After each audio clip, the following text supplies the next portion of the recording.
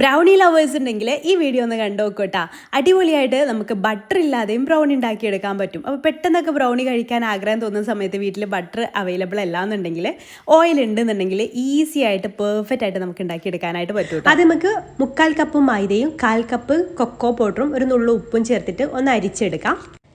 അത് നന്നായിട്ടൊന്ന് മിക്സ് ചെയ്തിട്ട് മാറ്റി വെക്കാം. ഇനി ഒരു 150 ഗ്രാം മുതൽ 200 ഗ്രാം വരെ ചോക്ലേറ്റ് എടുക്കാം കേട്ടോ. അതിലേക്ക് 1/2 കപ്പ് സൺഫ്ലവർ ഓയിൽ ചേർത്തിട്ട് ഡബിൾ ബോയിൽ ചെയ്തെടുക്കുക, അല്ലെങ്കിൽ മൈക്രോവേവ് ചെയ്തിട്ട് നന്നായിട്ട് മെൽട്ടാക്കി മിക്സ് ചെയ്തെടുക്കാം. അതിലേക്ക് ആ ഒരു ചൂടോടുകൂടെ തന്നെ 1/4 ടീസ്പൂൺ ഇൻസ്റ്റന്റ് കോഫി പൗഡറും ചേർത്തിട്ട് മിക്സ് ചെയ്തിട്ട് മാറ്റി വെക്കാം. ഇനി 3 മുട്ടയിലേക്ക് 1/2 ടീസ്പൂൺ വാനില എസൻസും 1 കപ്പ് പഞ്ചസാര പൊടിച്ചതും ചേർത്തിട്ട് ഇതുപോലെ ഒന്ന് ബീറ്റ് ചെയ്തെടുക്കാം. ഒരുപാട് അങ്ങ് ഫ്ലഫി ആയിട്ട് ബീറ്റ് ചെയ്തെടുക്കേണ്ട ആവശ്യമൊന്നും ഇല്ല കേട്ടോ. ഇനി അതിലേക്ക് നമ്മുടെ ഈ ചോക്ലേറ്റ് സോസ് ഉണ്ടല്ലോ, അതൊന്ന് തണുത്തതിന് ശേഷം ഇതിലേക്ക് ഒഴിച്ചിട്ട് അത് ചെറിയ സ്പില്ലിട്ട് അതൊന്ന് ബീറ്റ് ചെയ്തെടുക്കാം.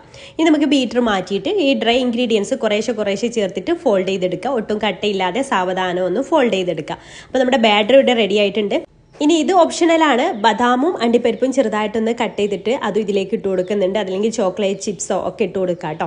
8 ഇഞ്ചിന്റെ മോൾഡ് ഓയിൽ ഗ്രീസ് ചെയ്തതിനു ശേഷം ബട്ടർ പേപ്പറൊക്കെ വെച്ചിട്ട് അതിൽ ഈ ബാറ്റർ ഒഴിച്ചിട്ട് അതിന്റെ മുകളിലും കുറച്ച് നട്ട്സ് ഒക്കെ ഒന്ന് സ്പ്രെഡ് ചെയ്തിട്ട് പ്രീ ഹീറ്റ് ആക്കി എടുത്തിട്ടുള്ള ഓവനിൽ 160 ഡിഗ്രി സെൽഷ്യസിൽ 25 മിനിറ്റ് ഒന്ന് ബേക്ക് ചെയ്തെടുത്താൽ മതി. നമ്മൾ ബട്ടർ വെച്ചിട്ട് ബേക്ക് ചെയ്തെടുക്കുന്ന അത്രയും ടൈം ഈ ഓയിൽ വെച്ചിട്ടുള്ള ബ്രൗണിക്ക് വേണ്ട കേട്ടോ. ഇഷ്ടമായാൽ ലൈക്ക് ചെയ്യണേ, ട്രൈ ചെയ്യണേ.